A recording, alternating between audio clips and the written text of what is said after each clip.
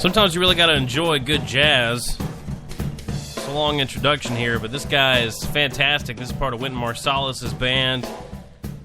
Happy Feet Blues was the name of this. They were doing a show live at Harrah's in New Orleans.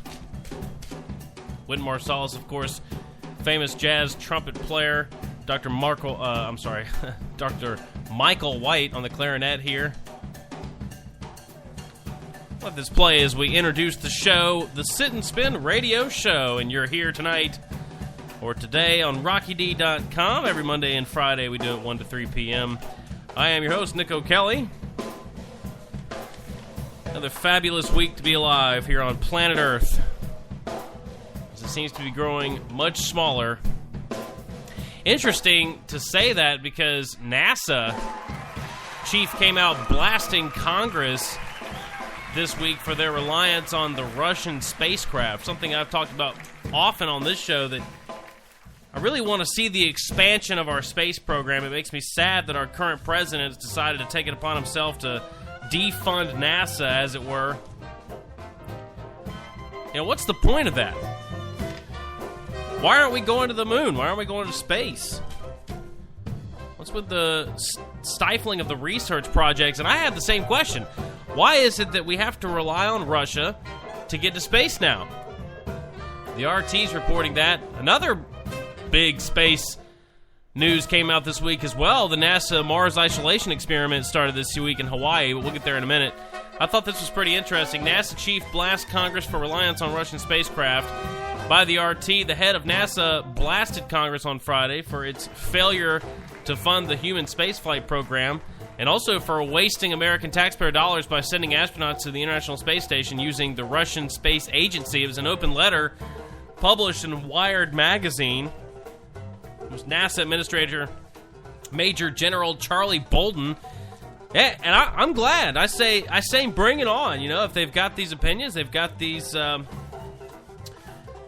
sides of the argument, why not hear from the horse's mouth here? But Charlie Bolden said Congress's failure to fund President Barack Obama's Commercial Crew proposal is creating uncertainty and leading to a delay in, quote, launching American astronauts to space from American soil aboard American spacecraft. Interesting that he says that they won't fund Obama's proposal when Obama was the one that wanted to deregulate it to begin with. But anyway, quote, every dollar we invest in Moscow is a dollar we're not investing in American businesses. Notice the dichotomy there, and what game is Washington playing at by doing this, in the sense that we have these continued tensions with Russia, but yet we do rely on their space program. You would think that in a heated time of tensions with Russia, we would want to be funding our own program and kind of trying to separate ourselves. But yet you see the juxtaposition there between what we're doing in policy and what we're doing from a research scientific standpoint. Very strange. President Obama had requested $1.24 billion from Congress to fund the Commercial Crew program, which would support NASA's work with commercial partners to take astronauts to the ISS. The program would empower American businesses to build a new spacecraft for low Earth orbit. I don't know why we have to fund. See, I guess there's the details there that kind of tell you what the problem is with Congress. Why should we fund corporations if corporations want to take a shuttle to space? I say let them do it. Whatever happened to the Virgin Atlantic taking in the commercial flights into low orbit? I haven't heard from that in quite some time. But these massive corporations have plenty of money. If Red Bull or Apple or whoever else wants to do it, I say go for it. We shouldn't have to spend taxpayer dollars to fund a third party to do it, in my opinion. We should have our own federal program if that's the goal. In 2014, the space agency partnered up with Boeing and SpaceX, asking them to help it develop a new vehicle to transport American astronauts to the space station. NASA signed contracts worth about $1.4 billion with two private companies. Without congressional approval for Obama's budget request, however, the programs face an uncertain future. Bolden said Congress had left the agency with no other choice but to write a $490 million check to our Russian counterparts so that we can get our own astronauts to the space station, adding that it did not have to be this way and that Congress could still fix this by investing in Commercial Crew. which would bring considerable economic benefits and be fiscally responsible. Quote, on a per-seat basis, it costs approximately $81 million to send an American astronaut to the space station on Russian aircraft. By comparison, it will cost $58 million per seat to send our astronauts to ISS on Boeing's and SpaceX's spacecrafts once they are certified. NASA's head said Congress has done the opposite, consistently authorizing a sum less than the president has requested for the initiative. This amounts to a total of $1 billion in underfunding since 2010, pointing out that the U.S. has spent the same amount hitching rides to the ISS on Russian space transport. 6 successful cargo transportation missions to the ISS have been carried out in collaboration with SpaceX, which is the private space transport company owned by Elon Musk, who also, of course, created PayPal and Tesla. In June, however, an unmanned Falcon 9 rocket being tested with a Dragon spacecraft, which is capable of transporting space crews in the future, exploded soon after launch. So there you go. The remaining shuttles, Discovery, Atlantic, and Endeavour, were retired in 2011 after carrying out only 4 missions. Like I said, though, we have some other news coming from NASA. We've got the Mars isolation experiment has now begun. This is out of the AFP in Miami. 6 people shut themselves in a dome for a year in Hawaii. It's like Biodome. I wonder if Pauly Shore signed up in the longest U.S. isolation experiment aimed at helping NASA prepare for a pioneering journey to Mars. Here we go. We're going to Mars. It's about time. Since I was very young, the whole "is there water on Mars" conversation has been going on. Of course, now we know there is water. I think they knew there was water there long before they actually told the public. I'm still waiting for the Vulcans to land. The crew includes a French astrobiologist, a German physicist, and also 4 Americans, a pilot, an architect, a doctor, journalist, and also a soil scientist. They are based on a barren northern slope of Mauna Loa, living inside a dome that's 36 feet in diameter and 20 feet tall. In a place with no animals and little vegetation around, they closed themselves in at 3 p.m. Hawaii time on Saturday, making the official start to the 12-month mission. Very exciting. The men and women have their own small rooms with space for a sleeping cot and a desk, and will spend their days eating food like powdered cheese and canned tuna, only going outside if dressed in a spacesuit, and will have limited access to the internet. Crew members Sheena Gifford described the team as, quote, 6 people who want to change the world by making it possible for people to live in or to leave in at will. And it goes on. Any astronauts that go to Mars are facing a trip that would last far longer than 6 months that humans typically spend at the orbiting International Space Station. Of course, NASA's current technology can send a robotic mission to the red planet in 8 months, and the space agency estimates that a human mission would take between 1 and 3 years. With all that time spent in a crammed space without access to fresh air, food, or privacy, conflicts are certain to occur, and that's what they're going to be researching. NASA is spending $1.2 million on these simulations and has just received funding for another $1 million for 3 more in the coming years. And they've got pictures online that you can check out of the inside of this dome and so forth. Very, very interesting. I'm hoping that we make it long enough, our economy that is, and our country, to be able to see the results of such an experiment, as we're now starting to see a collapse of the U.S. dollar. We've got reports out now that central banks can't save markets from the crash that's oncoming. Of course, the upcoming election is just completely tumultuous at this point, but I do want to get a little bit to the economy because I think that's one of the bigger hitters that's come out this week. This article here from The Guardian: like children clinging to their parents, stock market traders turned to their central banks last week as they sought protection from the frightening economic figures coming out of China. Surely, they asked, the central banks would ward off the approaching boogeyman, as they had so many times since the 2008 crash. The U.S. Federal Reserve came up with the goods. William Dudley, president of the bank's New York branch, hinted that the interest rate rise many had expected next month was likely to be delayed. A signal that borrowing costs would remain at the rock bottom was all it took. After Black Monday, and wobbly Tuesday, the markets recovered to regain almost all their recent losses. It was just as if they had said to themselves, who cares if China's economy is slowing? The Greenspan put, which so famously propped up U.S. stock markets during the 1990s and early 2000s with one interest rate cut after another, is indeed still in operation. Of course, that's part of the problem. The fact that we continue with this fiat currency and falsely propping up the whole system. The meeting of the world's most important central bankers in Jackson Hole, Wyoming, this weekend only confirmed the need for Britain, Japan, the Eurozone, and the U.S. to keep monetary policy loose. Yet the palliative offer by the Fed is akin to a parent soothing fears with another round of ice creams, despite expanding waistlines and warnings from the doctor. According to some, I like that analogy. According to some city analysts, the stock markets are pumped with so much cheap credit that a crash is just around the corner. And they worry that when that crash comes, the central banks are all out of moves to prevent the aftershocks from causing a broader collapse. Since the 2008, though, the Fed has pumped around $4.5 trillion into the financial system. Let's think about that for a second. $4.5 trillion has been pumped back into the financial system to keep it afloat from our own Federal Reserve.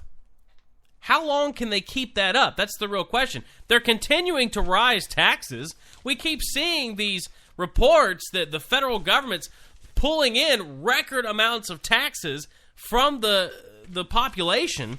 How much more can they possibly tax us before the entire system is completely broke? And the system I mean is the fuel of that system, which is the American people.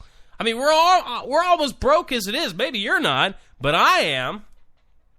I mean, taxes are killing me here. So if they raise it anymore, we're all broke. And then who's going to pay the taxes, you know? They're having to pump $4.5 trillion back into the financial system. The Bank of England stopped at 370 billion euros.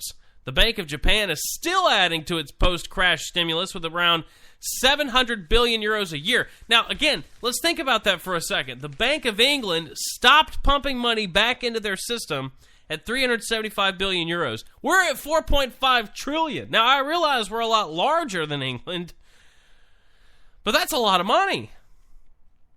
And the Frankfurt-based European Central Bank will have matched its cousin in Tokyo at 700 billion euros by the end of this year. In each case, the central bank has adopted quantitative easing. That's a worldwide system now. Notice how all of the economies across the world match each other, are similar to one another. This is the new world order. It's really a financial system.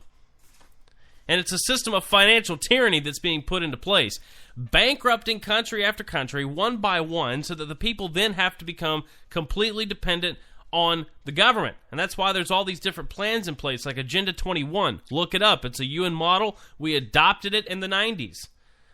Another way to bankrupt the country, and of course a part of Agenda 21, getting people off the usable land, centralizing them in super cities. Carbon taxes coming around as they slowly sell global warming, climate change, whatever you feel like calling it on this particular day, to the public.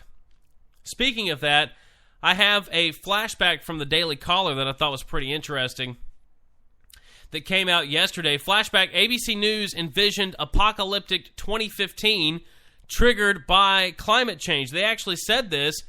ABC ran a news special back in 2009 called Earth 2100. That was a program warning its viewers about the dangers of climate change. Again, it's a slow rollout here, but once they get you to buy off on it, we'll all be paying these carbon taxes, which again are just meant to bankrupt you and make you dependent on the federal government. ABC News correspondent Bob Woodruff in 2009 says the show, quote, put participants in the future and asked them to report back about what it is like to live in this future world. The first stop is the year 2015. A Harvard University professor says, quote, we're going to see more floods, more droughts, more wildfires. This is what they predicted you would see in 2015. Other voices can be heard saying that, quote, flames cover hundreds of square miles, and we expect more intense hurricanes. Another voice says, quote, well, how warm is it going to get? How much will sea level rise? we don't really know where the end is. Describing dangerous temperature levels and dropping agricultural production, the news package brings in the Weather Channel's Heidi Cullen, who says, quote, there's about 1 billion people who are malnourished. That number just continually grows. The doomsday predictions for 2015 go further and include $12 for a gallon of milk and $9 a gallon for gasoline. It's $1.88, by the way, just down the road if you have a Spinks card. If there's any gas at all that is left. This is what they were saying in 2009. I've actually got this video. This is how ridiculous this whole thing is. Take a listen. The Midwest overrun, devastated by pests. Plague sweep across California. And then, what happened next was something none of us saw coming. It became a race against time to save our future, to even have a future. It's the year 2100, and I survived. To change the future, first you have to imagine it. Earth 2100 starts now. The idea that within this century, perhaps in your lifetime, our civilization could lie in ruins seems unbelievable. But according to some of the world's leading minds, that's not just a worst-case scenario. It's a real possibility. Good evening, I'm Bob Woodruff. Over the next 2 hours, we'll take you on a journey into a world that could await us and our children. 370,000 babies will be born today. And we've taken the liberty of creating one more. A fictional character we're calling Lucy, who will be our guide through this century. Her life story is not a prediction about what will happen, but what might happen.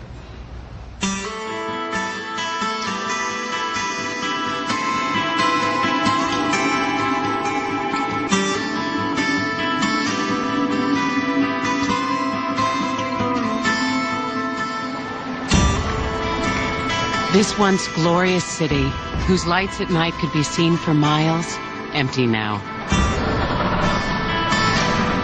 Its towering skyscrapers, once a testament to our ingenuity, now stand as crumbling monuments to our demise. Maybe only artists can grasp what that kind of future really holds for us. It's perhaps in the area that we think of today as science fiction, but that could be a very real future for the planet. 100 years from now, if New York is abandoned, I can imagine some advanced creatures, maybe humans, maybe extraterrestrials, looking at New York and saying, those ignorant people, how on earth could they have ever expected to survive? I can ask myself what happened, but where do I begin? With the droughts, the famines, the plague? It began long before all that. I lived through it all. My story is everyone's story. The story of the last century.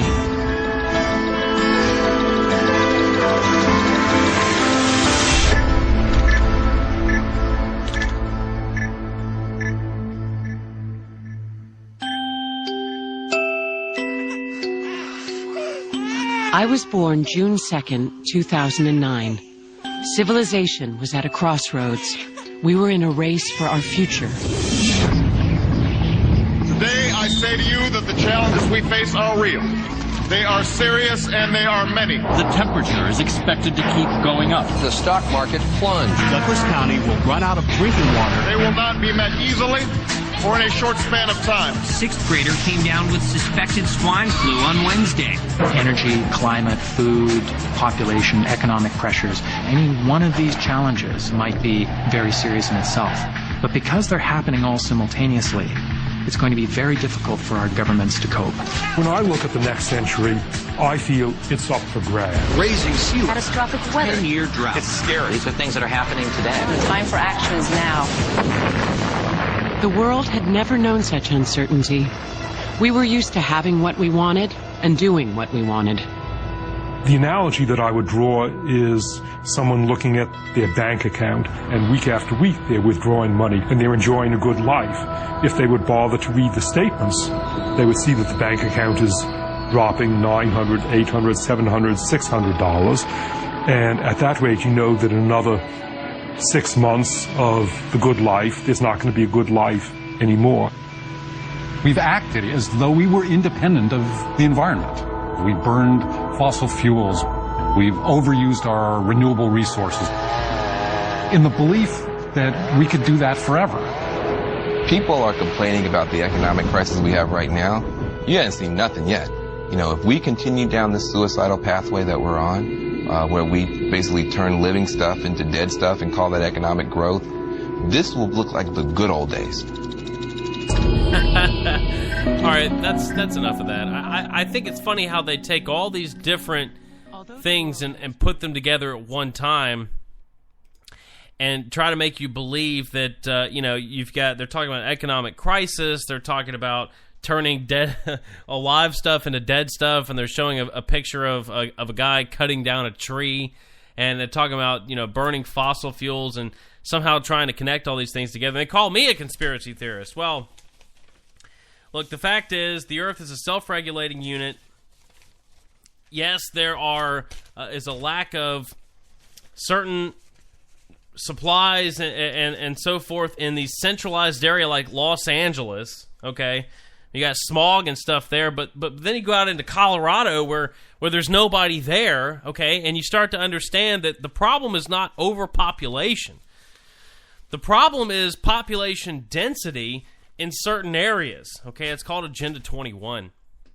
But either way, they try to sell this whole global warming thing to get you scared, to get you once again dependent on the government, while the government is subsequently bankrupting the entire population in an attempt to make you more dependent. Look at this. Nicholas Loris from the Daily Signal writes, Obama's new climate rules will hurt poor, minority Americans the most. Obama administration continues to clamp down on American power. He says in the Daily Signal, quote, we know that low-income minority communities would be hit hardest. That's Environmental Protection Agency Administrator Gina McCarthy. That's her quote. Speaking about the higher energy prices that would result from the Obama administration recently announced climate regulations on power plants. The Clean Power Plan, which will require drastic cuts in 47 states' carbon dioxide emissions, consequently shifting America's energy economy away from affordable, reliable coal, will adversely impact poor minority families the most. And by the way, I want to make a statement about shutting down all these coal power plants. He's shutting down, across the board. He's trying to shut down all the coal power plants. We have clean coal now. We have clean coal manufacturing at this point. Okay, it doesn't pollute the environment. Those are old coal power plants. New ones that are built. If we would build new coal power plants, it's cheap, it's efficient, and it's clean. It doesn't hurt the environment.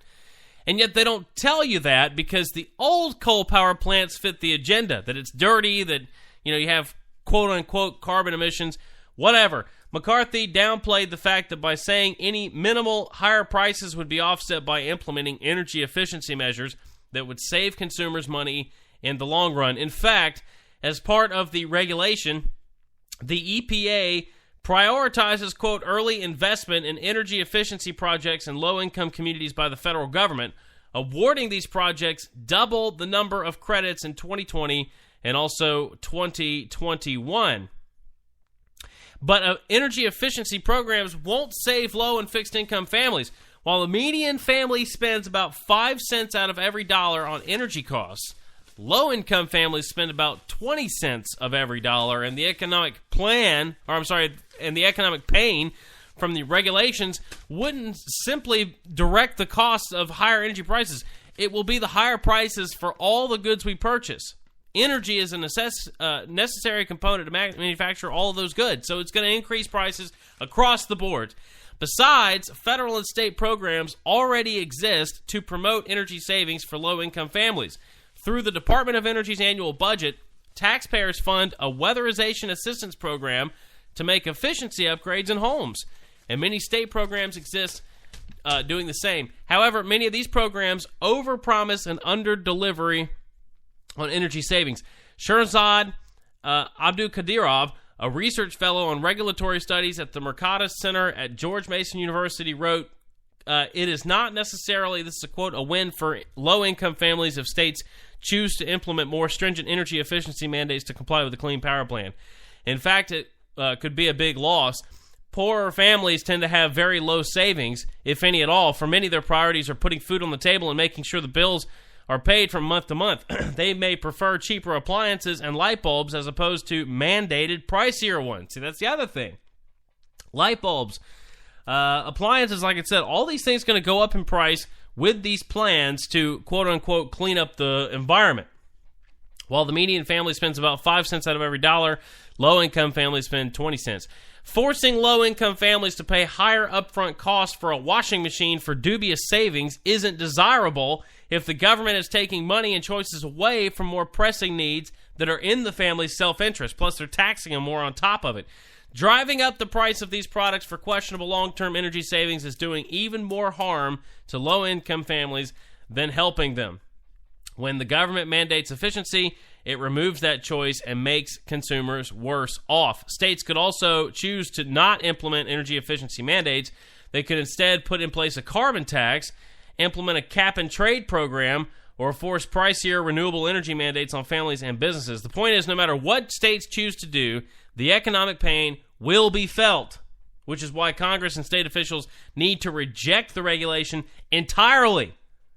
But a few weeks ago, Obama blasted critics of his clean power plan, saying, quote, even more cynical, we've got critics of this plan who are actually claiming that this will harm minority and low-income communities, even though climate change hurts those Americans the most who are the most vulnerable. So you can see how they spin it.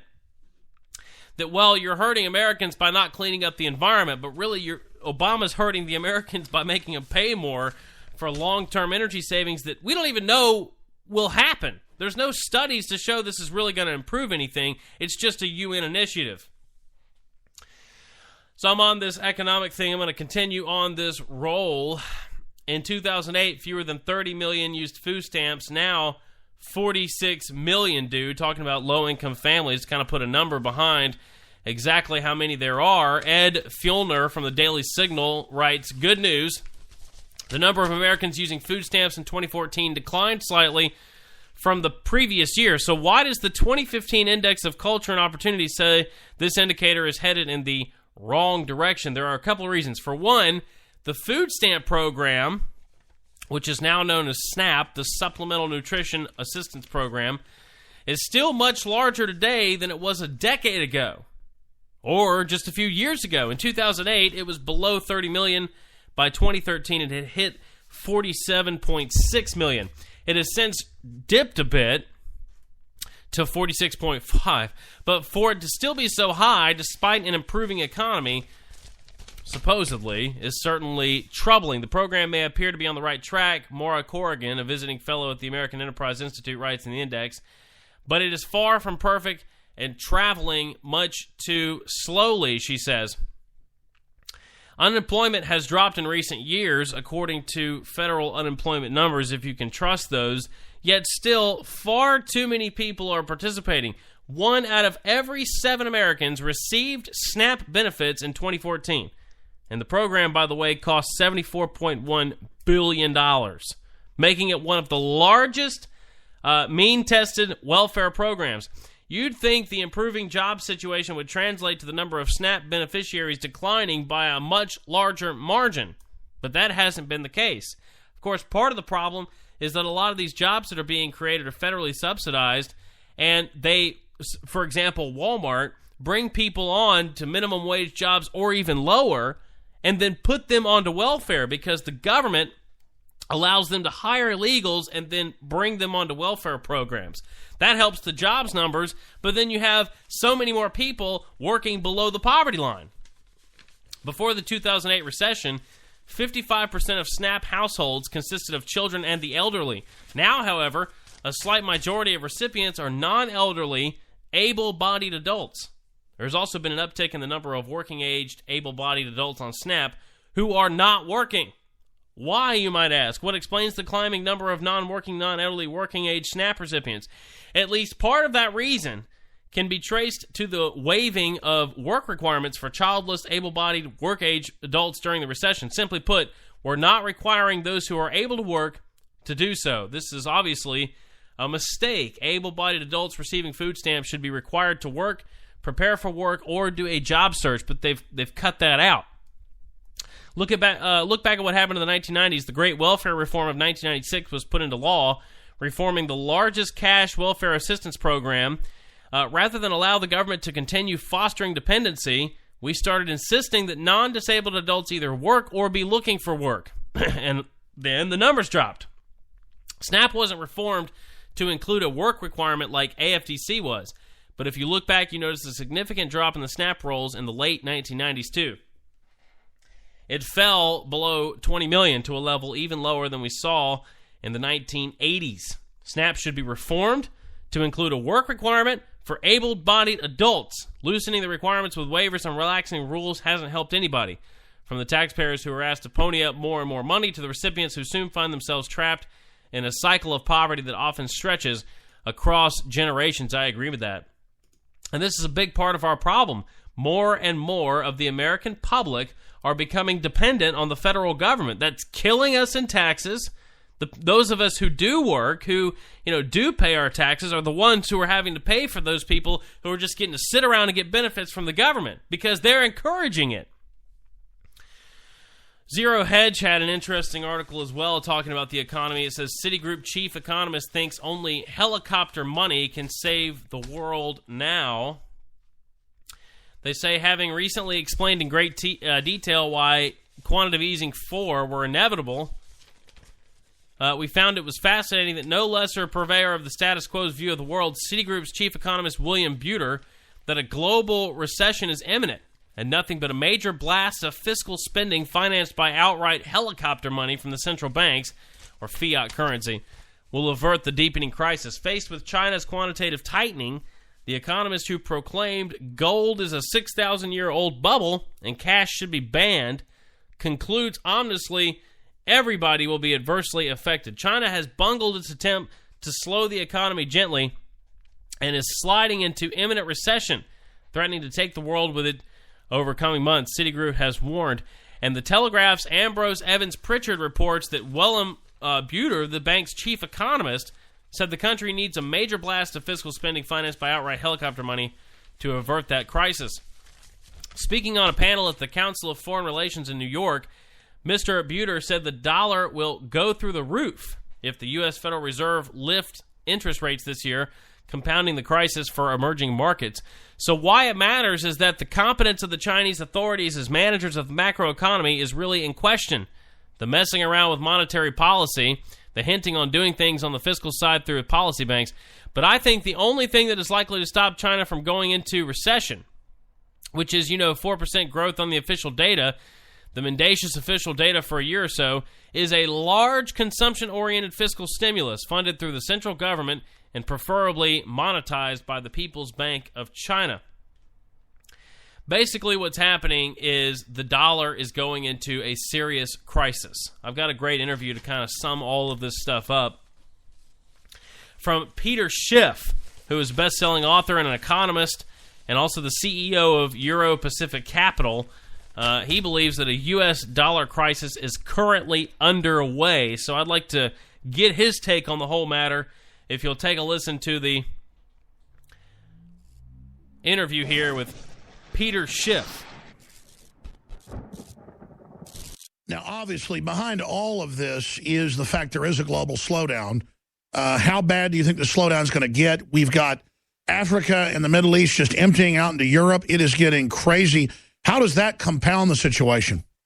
Well, I think the slowdown is being compounded by the belief that the Fed is going to be tightening monetary policy after 7 years of zero. This impacts the entire world because the dollar is the reserve currency. But I think people are preparing for a tightening cycle that's not going to take place. All those capitalists being sucked out of the emerging economies and out of commodities that's moving into the U.S. financial markets because it's ready for higher interest rates, that's slowing down the global economy. When people realize that that's a mistake and the dollar starts to tank and commodity prices start to go back up and money is repatriated back to the countries that it left, chasing dollars, that is going to be a relief for the global economy. But there are certainly parts of the world, parts of Europe, Japan, the United States, that have too much government, too much regulation, too much money printing, too much interference. These countries are never going to truly recover. Let's talk about it. We got to go to break. Peter Schiff, stay there. Ladies and gentlemen, I'll tell you, bottom line, now is the time to start getting prepared psychologically, financially, physically, because the world is going into a depression. And if it's anything like the Great Depression, it will be spectacular because the public is so, on average, unprepared to take care of themselves. I mean, back in the 30s, you could work on your own car. Most people had their own gardens. I'm not going to belabor that point. People know that. This goes from bad to worse. And I want to ask Peter Schiff how bad he thinks it could really get here in a moment, where he thinks the third world is going, what he predicts the Fed will do. Because they are now hinting, saying they may not raise rates, or it may be a tiny raise, or they may go down. And Larry Summers is running around saying that's the answer and criticizing Yellen. So they want to have their cake and eat it too. Have people believe that interest rates are going up, and I guess in the real world for us they have some, but not for the establishment. They want to have their cake and eat it too. Okay, going back to our guest, Peter Schiff. You can read all of his analysis and more at Europac.com. He joins us. How concerned should I be? Obviously, things are unraveling quickly. A recession here is just painful. But when you see what's happening over in the Middle East, Africa, areas of Asia, Latin America, seems like the whole world's imploding. But meanwhile, they go on the news and make fun of you and others and say there's no problem anywhere. Everything's fine. What's the reality? Well, there are problems everywhere, but unfortunately, a lot of those problems emanate from here. The problem is that the dollar is acting as the reserve currency for the world, and it's poisoning the monetary systems around the world because the dollar cannot be the reserve currency. It could initially, when America was the world's largest, creditor, when we were exporting manufactured goods around the world, when we were loaning money to everybody because we had enormous surpluses, we had small government, we had productive people, we had a free market economy, we were on the gold standard. That was fine back then. But America has nothing in common with its former self. We're a basket case now. We have all these debts, all these taxes and regulations. We're not on a gold standard. The dollar can't act as a reserve currency. And so that system has to come to an end. And I think what we're seeing now, we're witnessing the death throes of that system as the world is going to ultimately be moving away. And I think China, moving to allow its currency to trade more freely, starting to sell off its huge cachet of U.S. treasuries is a big step, a first step in that direction. And at the end, it's going to be very painful for Americans. And if you think this recovery was bad, wait till you see how bad the next recession is going to be. Peter Schiff is our guest. I've been asking a lot of the questions here, and I want to go to some phone calls so they can ask questions. But what else are you looking at? What else is on your front burner right now? Well, I think it's what's going to happen with the monetary policy, and are people going to finally figure out what I've been saying, that the Fed's been bluffing.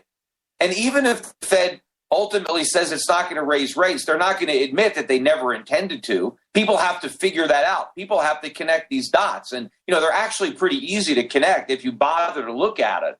And so I just look at this window of opportunity here for my clients and for prospective clients to get out now, right? To get out of Dodge before the shooting really starts, getting rid of dollars and buying these foreign assets and taking advantage of other people's ignorance of what's really going on to buy the things that they're selling.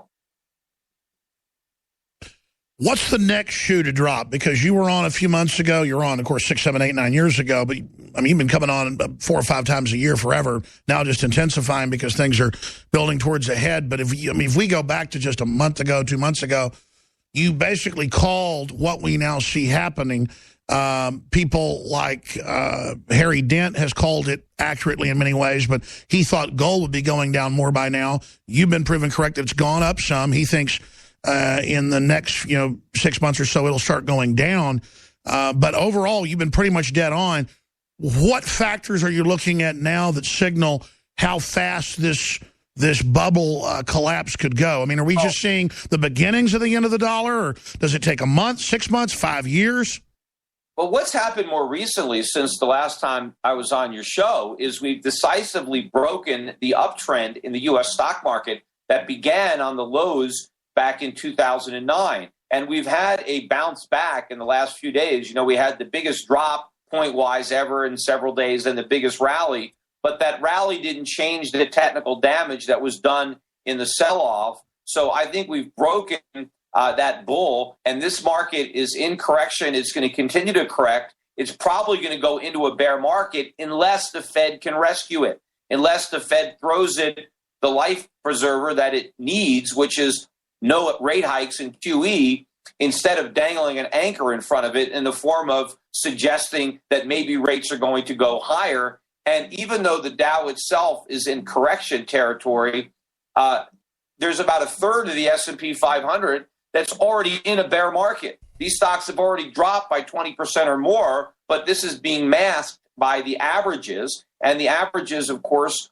are going to be influenced by some of these high-profile names that in many cases are extremely overvalued and vulnerable to big declines if the Fed were to actually follow through with its threats to raise interest rates. So this decline in the stock market, of course, is putting added pressure on the Fed because they worked so hard to inflate this bubble, and now they're watching the air come out, and they haven't even pricked it yet. So I think they're going to try to stop the air from coming out and blow more back in by softening their talk about rate hikes and then ultimately coming clean about the fact that we're going to get another injection of quantitative easing. And I think this next round is going to be the fatal dose. It's going to be bigger than what, 1, 2, and 3 combined. And you can't wait for the Fed to announce that to make your investments, because by then it's going to be a stampede to get out of the dollar, and you want to get out before the crowd. I tell you, the fundamentals of the economy are not in good shape. I don't have to be a rocket scientist or an economist to see that. And I just don't think the public is ready for the type of downturn we're obviously going to be seeing here in the next few months, the next few years. What do you expect to see socially out of this with all the turmoil government is helping stir up? Why would government want to stir up turmoil when that only hurts the situation more? Well, they don't want to waste a crisis. I mean, they thrive on this because they create turmoil, and then government holds itself up as the solution, right? That's how they usurp more power, by scaring the public into thinking that government is going to protect them from all the problems. But, hopefully at some point people will recognize that government is the problem, not the solution. But that's why guys like Donald Trump and Bernie Sanders, they can tap into this dissatisfaction. People are looking for scapegoats, right? Donald Trump can talk about the immigrants and try to blame our problems on them. And there are a lot of people that want to accept that because it seems like an easy scapegoat. And yes, we can just solve our problems by building a wall or deporting people, but that's not even going to scratch the surface of what our real problems are. I agree. And of course, you've got Bernie Sanders just saying, well, let's just redistribute the wealth. There's not going to be any wealth left to redistribute. Exactly. We need to create wealth. Yeah. I mean, as you said, deporting a bunch of illegals isn't going to fix anything. But at the same time, it's outrageous to ship them in, let them have babies for free when I can't go to their country and do that.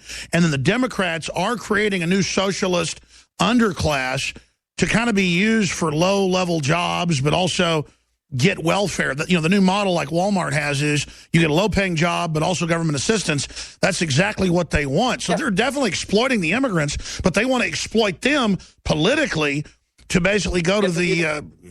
But Alex, when my grandparents came here, all 4 of my grandparents immigrated legally. And of course, it was a lot easier to immigrate legally back then. But there was no welfare. There was nothing. There were no government programs at all. There were no food stamps. There was no housing vouchers. My grandparents came here in search of freedom. That's what we want. So let's turn off the magnets. Let's get rid of welfare. Get rid of these programs. And I don't just object to illegal immigrants getting welfare. I don't want legal immigrants. Corporations, get rid of it. Well, I mean, there shouldn't be federal welfare. You're supposed to have local welfare and the churches. Yeah, we don't want it for anybody. I want people to come to this country to work, not to live off the government. But I'm upset when native-born Americans live off the government. We can't just blame these problems on the immigrants. And even if we got all the illegal immigrants out of this country, we would be in just as bad a shape as we are now. In fact, it might even be worse. It'd probably be worse because most of them work. Most of them are working hard. Huh? A lot of them are working hard. It's true. It's just they're being turned into a political army to vote to take the guns. That's why I'm so against them. But they do contribute in many ways. It's the political bent. I want to go to calls here, but since you raise these points about policies and where things are going, what do you think about the Hillary Clinton situation in your gut? I think Trump's for real now. I mean, I've been watching this enough. Where do you think that's going? Well, Trump is for real when we have a big field. I think if the field of establishment candidates narrows down, I don't know how much greater his support is going to rise. I mean, he might be near a ceiling. And so when it whittles down, I think that, he won't necessarily have the majority in order to get that nomination. But who knows? Like, anything is possible, right? The situation is pretty bad. But Hillary Clinton, she is a very flawed candidate if she gets this nomination. And I think she's very beatable because of all of her baggage. I mean, she should be in jail. She should be running for president. And if she was a normal person, she probably would already be, charged with a crime, whether it's obstruction of justice or perjury or any of the other things that she's done that are illegal. She told her minions lies, suborning perjury. Yeah, I mean, look, she's a very beatable candidate. So if the Democrats were smart, they would do something. I mean, Joe Biden is I bet that the Republicans would rather run against Hillary than a Joe Biden. I mean, people make fun of Biden, but, there's a lot of sympathy for him now. His son Beau died. I mean, I think Biden is probably a bigger threat to whoever the Republicans nominate. I mean, Bernie Sanders would be a gift. I mean, if we could run against Bernie Sanders. But I don't know if even the Democrats are dumb enough. Sure, I don't know if I agree with you, though. I mean, I agree Biden is slicker, has less baggage, and kind of gets to the blue-collar workers and people. But Hillary is a woman, and they can just hype, she's a woman, vote for a woman. I think that really is a trump card. Well, maybe the best thing we could do then, Carly Fiorina, I don't know if she's been on your show. She was on my show. I like her. I mean, she's a smart I like gal. her too, yeah. And so, I mean, if you had her against Hillary, I mean, you take away the woman advantage, and now, it's going to be a woman president no matter who you vote for. So now it's who's more competent. And I think if it's a race about competence and intelligence and real resumes, I think Carly beats out Hillary any day. Sure, she's run major companies and hired tens of thousands of people and made billions of dollars. All Hillary Clinton's done is go around and commit crimes. We're going to go to break and talk to Sherry, Aaron, Peter, Rob, Adam. I know you're getting ready to go give a big speech. Maybe you could stay 5 minutes the next hour. If you can't, I understand, but I want to be able to get to at least 5 or 6 of these calls with Peter Schiff. Thank you, sir. And then we've got your website, of course, Europac.com, and we're just waiting for the next shoe to drop. Again, Peter Schiff is our guest, and he's really accurate, other than saying he thought the bubble would pop about a year ago, and then now it's popping now. So they've really attacked him on TV news for prematurely predicting. And I mean, this thing is so giant, so out of control, so crazy. I don't know when it's going to pop, but it's kind of like you're standing on top of a volcano and it's rumbling and some lava's starting to bubble. I mean, is it going to erupt today or 6 months from now? I don't know, but I'm moving away from the volcano. And Peter Schiff told us it was going to start erupting, and it is. You take a private Federal Reserve, you put them in control.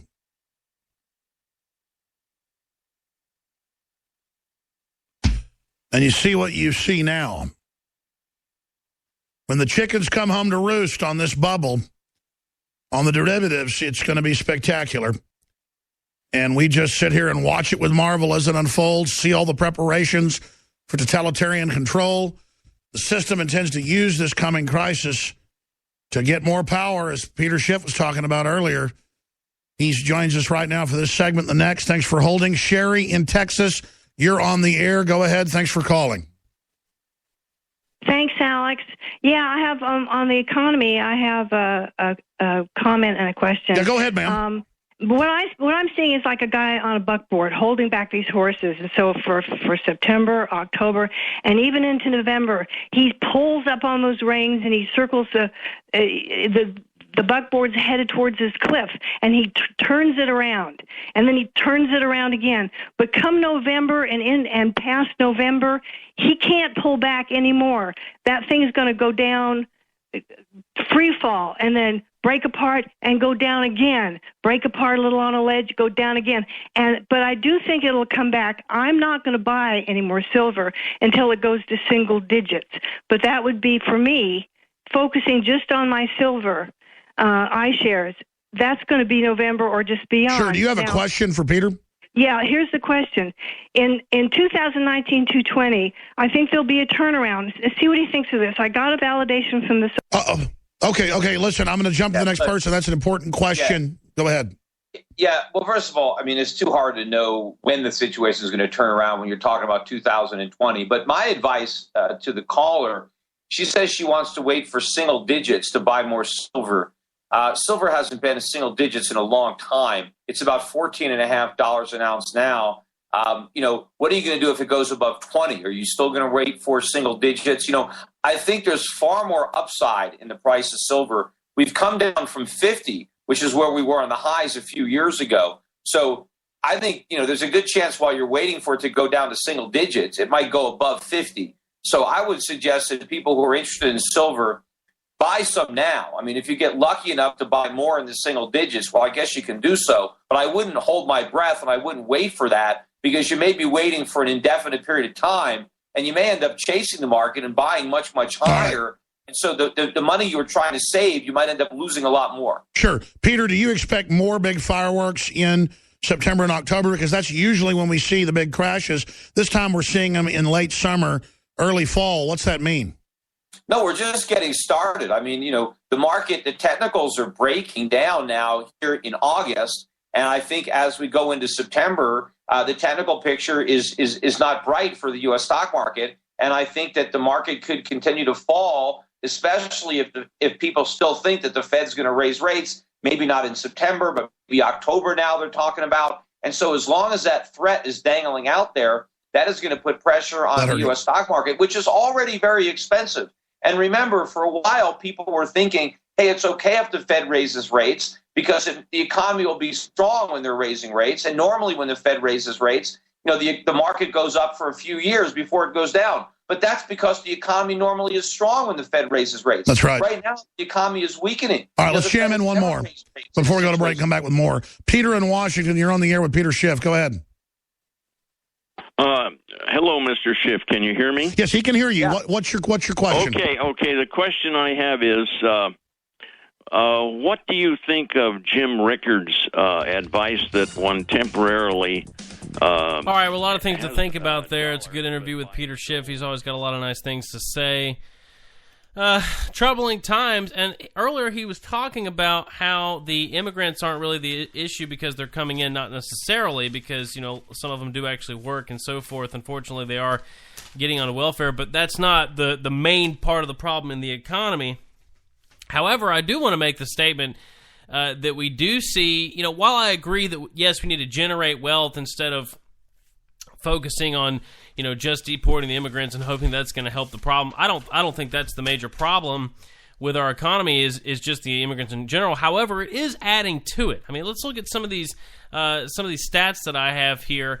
Breitbart, Julia Hahn came out on August 26th with an article. Census says anchor baby delivered every 88 seconds. The federal government currently grants automatic citizenship to all U.S.-born children of illegal immigrants. And, of course, that's one of the platforms that Donald Trump is now running on. But 1 out of every 12 newborns in the United States is an anchor baby, or the U.S.-born child of illegal migrants, according to a new Pew Research Center study. This means that 1 anchor baby is delivered every 93 seconds, based on a 2008 census analyzed by Pew Research. The huge number of foreign children born on U.S. soil, which is roughly 340,000 per year, is also an economic imposition on Americans who pay taxes to help raise, feed, and educate those children of illegal immigrants. I mean, that is staggering. Eventually, those 340,000 U.S.-born foreign children can join the U.S. workforce and compete for wages against the roughly 4 million children of U.S. parents that enter the slow-growing U.S. economy each year. Only 28% of likely U.S. voters believe that children born to illegal immigrants in this country should automatically be American citizens, according to a 2011 Rasmussen Report survey. In fact, the proposal is so unpopular that even Jeb Bush, who favors large-scale immigration, has criticized pregnant foreigners who grab citizenship for their kids by flying into the country posing as tourists. Bush described the practice as fraud and asserted that, frankly, quote, it's more related to Asian people coming into our country, having children in that organized effort, taking advantage of a noble concept, which is birthright citizenship. The growing industry of birth tourism is so large that even California's government recently cracked down on the illegal trade. The federal government currently grants automatic citizenship to all U.S.-born children of illegal immigrants based upon what experts say is a flawed interpretation of the 14th Amendment. This interpretation is backed by progressive political advocates and wealthy business interests, and it allows a pregnant foreigner to win citizenship and myriad financial benefits even when laws, legislatures, and voters oppose her entry into the nation. And to go right along with that, I think it's interesting that we have a new ruling by the Supreme Court saying now that illegal aliens have Second Amendment rights. So not only can they get birthright citizenship, they can also have the right to bear arms while in the country. Joshua Cross from the Daily Sheeple writes, when Mario Meza Rodriguez was 5 years old, his parents brought him in the United States illegally. By the time he was an adult, he managed to get in trouble with the police after getting into a bar fight 2 years ago. When the police arrested him, they discovered a .22 caliber pistol in his pocket. Even though illegal aliens can't own firearms under federal law, Meza Rodriguez argued in court that charging him for possessing the pistol would violate the Second Amendment. The court disagreed. He was convicted at the time. However, the Seventh Circuit Court has recently ruled in Mario's favor while also upholding his conviction. They believe that the words, quote, the people in the Second Amendment apply to everyone physically in the U.S., including illegal aliens, as long as they're inside of the border. At the same time, though, they believe that his conviction is still valid since the U.S. government can restrict gun ownership for known lawbreakers. Their decision is certainly confusing.